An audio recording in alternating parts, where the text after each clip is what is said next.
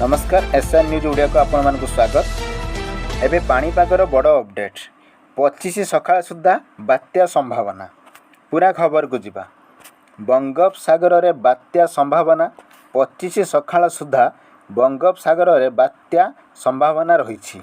26 सुद्धा भीषण बात्यार रूप नहीं पारे बांग्लादेश पार्श्ववर्ती पश्चिमबंग उपकूल पाखापाखि पहुँचब। एने एक्स जरिया पाणीपाग विज्ञानी उमाशंकर दास सूचना देइछन्ति। सृष्टि लघुचाप अधिक घनीभूत होई सुदृश लघुचाप रे परिणत हेब। शुक्रवार सकाळ सुधा घनीभूत होई अवपातर परिणत हेब।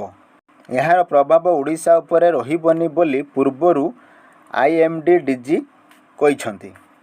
वेलमार्क लो प्रेशर परिणत हैला लघुचाप। बात्या नहीं पाग अनुकूल रही। 26 तारिख रे यह स्थलभाग छुईब। सीवियर साइक्लोनिक स्टर्म भाव में स्थलभाग छुईब।